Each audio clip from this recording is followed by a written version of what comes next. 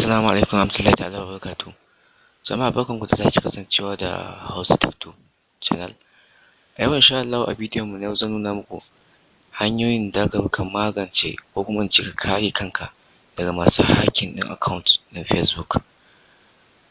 Abin da nake nufi a nan za ku ga yawanci 'yan uwanmu abokananmu suna amfani da Facebook account ɗinsu yau da gobe, sai ka samu wani bature ko kuma wani mutum saboda ya cutar da kai, ya amfani da bayananka ya ɓata ma suna ko wani abu, sai ya san yadda zai iya nemo security ka, ya sata security ka, number wayanka da bayananka domin ya saci account ɗinka, ya mallaki account ɗin da ba nashi ba, ya dinga amfani da shi.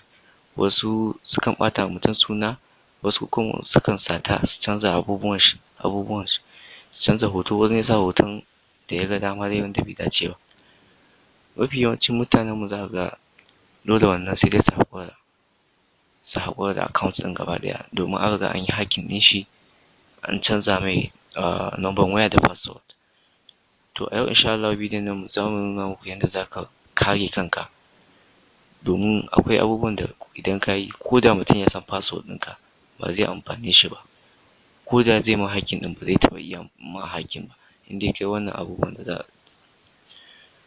kafin mu fara bidiyon ina roƙon don Allah idan wannan shine farkon zuwanka wannan channel ɗin, za ka ga jan rubutu a ƙasa, ka danna mana wato shine subscribe, sannan ka danna alamar ƙararrawa domin shi zai sa duk lokacin da muka ɗaura bidiyo za ka dinga samun sanarwa.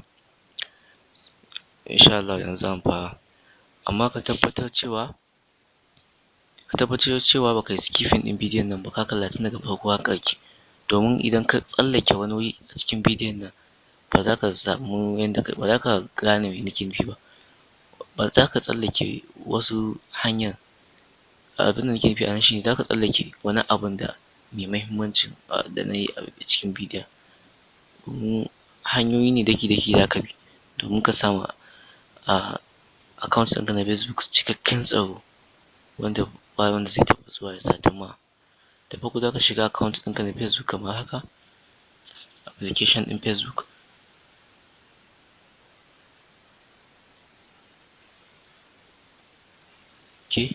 Bayan ya buɗe za ka shiga daga can sama ga wani layi nan guda uku za ka taɓa shi haka. Bayan ka taɓa za ka yi can ƙasa za ka ga inda aka rubuta setting, sai ka danna setting. Bayan ka shiga setting za ka duba daga can ƙasa za ka ga inda aka sa security and login, shine na nawa, 1, 2, 3, 4, 5, shine na 5 ga nan security and login, sai ka danna. Yau kamar yadda kuke gani bayan ka danna da can sama ga nan za ka ga rubuta mene get alert about all recognized login, ga nan da alamar ƙararrawa. Wato wannan setting ɗin yana nufin kenan duk lokacin da wani ya shiga account ɗinka wanda kuma ba a wayarka ba, wani ya shiga account ɗinka ya sa number ka na security, za a turo ma alert cewa kai ne kake shiga wata wayan da kai za ka shiga wata wayan ba da kai ka shiga wata wayan, a tabbatar dai kai ne ai confirming, idan ba kai bane kuma za su turo domin kai zai confirming ɗin. To abin da ake nufi kenan, idan ka danna shi haka duk lokacin da wani ya satan ma ya shiga za su turo ma saƙo cewa wani ya satan ma fa, ka sauri ka je ka canza password. Za ka shiga inda aka rubuta edit text ɗin, sai ka danna nan get text message alert at number wayan da ka yi register da Facebook ɗin a ciki kake so a dinga ma alert, sai ka danna save. To number wayan da ka yi register duk lokacin da aka shiga ma za su turo ma saƙo domin kamar ka je ka canza password. Bayan nan kuma abu na gaba shine abu mai muhimmanci wanda zai ƙara ma Facebook account ɗinka tsaro, shine ga nan two factor authentication, ga nan use two factor authentication, ka danna shi haka.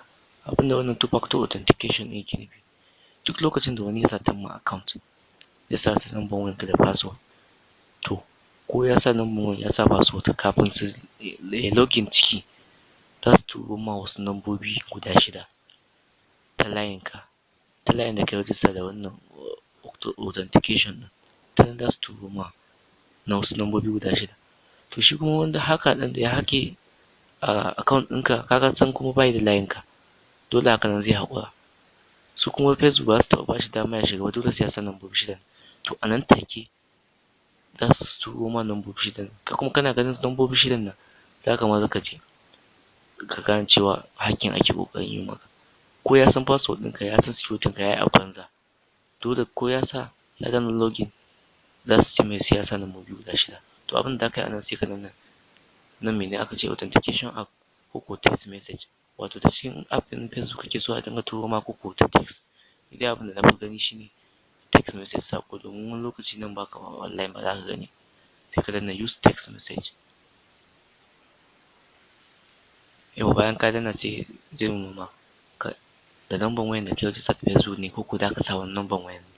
In layin da kai rijista da Facebook ya ɓata to za ka iya sa wani number wayan, sai ka danna continue. Na bar shi a layin na rijistar Facebook. Yauwa bayan nan domin su tabbatar kai ne kake neman wannan tsaro mai ƙarfi, za su turo ma wasu code guda 6 domin su tabbatar kai ne.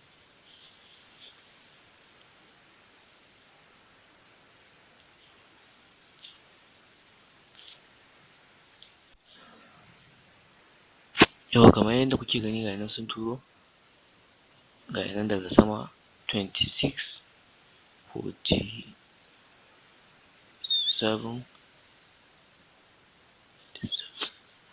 Yauwa sai ka danna shi haka, ka rubuta code ɗin da suka turo ma.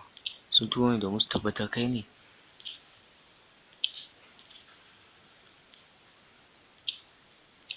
Yauwa bayan ka danna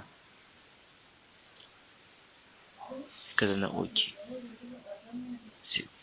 Yauwa sai ka danna done, sai ka dawo back. To idan kai wannan setting insha Allahu bari mu gani domin mu tabbatar ya hau setting. Yauwa ga nan use two factor authentication ga nan on, ga nan.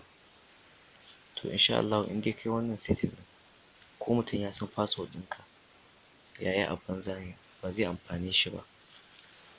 A yanzu nan sannan kuma ina tunasar muku da cewa muna da Facebook page namu wanda za mu dinga ɗaura darussa idan mun yi sabon bidiyo ko wasu abu. Sunan page ɗin Hausa Tech Tube, da kun yi searching kamar haka za ku ga alamar like, sai ku danna like sannan ku yi following ɗin duk lokacin da muka ɗaura sabon darasi insha Allah. A nan na kawo ƙarshen bidiyo na, ina fatan wannan bidiyon ya amfane ku. Idan ya burge ku ka danna like sannan ka share ma abokananka domin su ƙaru. Sannan kuma in wannan shine idan baka mana subscribe ba ina roƙon ka mana subscribe sannan ka danna alamar ƙararrawa domin samun sabbin sanarwa kenan da lokacin da muka ɗaura bidiyo insha Allah. Na gode, assalamu.